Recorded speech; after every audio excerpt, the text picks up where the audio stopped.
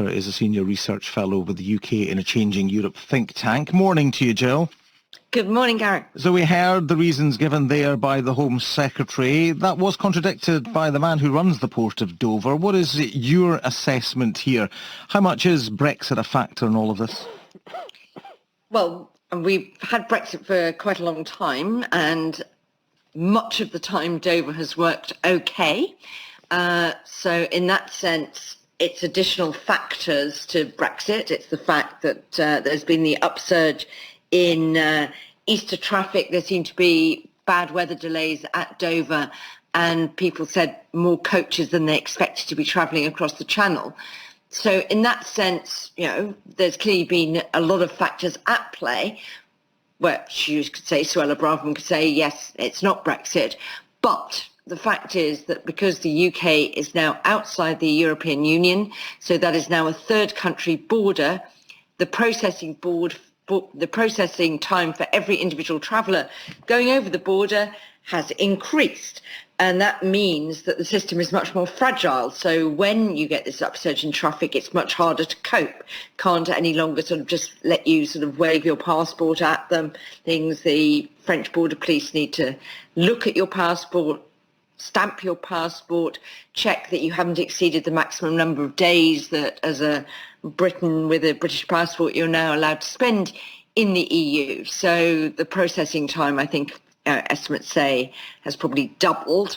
And that means the moment it comes under pressure, either because there's more traffic or there are fewer resources, and we saw that last summer as well, the system breaks down, you get these long delays.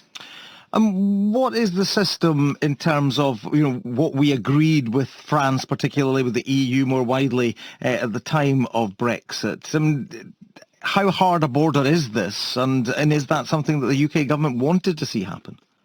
It's a hard border. I mean, we don't require visas to travel into the EU. There is no requirement for that, though that'll change later in the year when we'll have to get these what are called ETIAS applications. So if you go to the US, you go to Canada or Australia now, you need to get advance authorization through an ETA or an ESTA. We will have to do that later in the year. Maybe next year, whenever it's being brought in finally for the EU. But at the moment, we have visa-free travel into the EU, but in other respects, we're treated like any other third country. So people will remember that before Brexit, if you turned up at an EU border, if you turned up at an airport, there was a queue for EU citizens, EEA citizens, and there was a queue for other. And the other usually was slower than the EU EEA citizens. We've moved from being able to go through that EU EEA citizens queue into the other queue.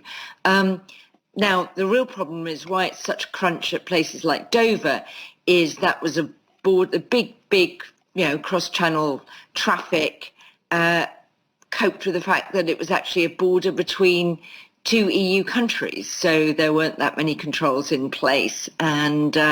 And that's really why it's become under pressure with that huge volume, because that's not one where there were lots of people filtering into the other queue anyway. And we saw last summer that there just weren't enough resources to manage it, because effectively by the UK becoming a third country, we've said to France, we're going to treat you as a third country when you come in. Actually, I don't think they've noticed much change. You're going to treat us as a third country.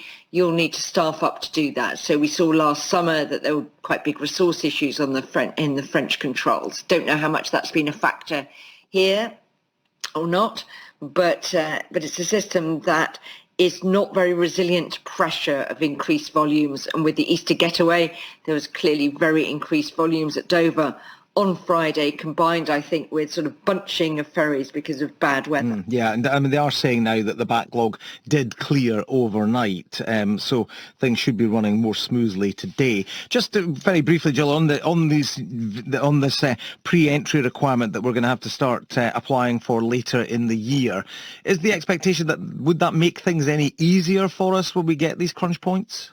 So there's going to be one thing that's going to make life much harder, right, is that the EU is going to start bringing in sort of biometric checks at the border. And I think there's going to be a period during which every traveller, on the first time they enter the EU is going to have to be fingerprinted. So that's going to make things horrendously worse, I think, for a period while people get themselves into the EU system.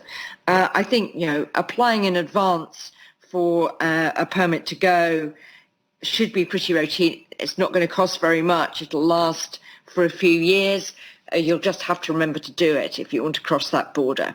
Okay, Jill Rutter, thank you very much indeed for that. Senior Research Fellow with the UK in a Changing Europe think tank.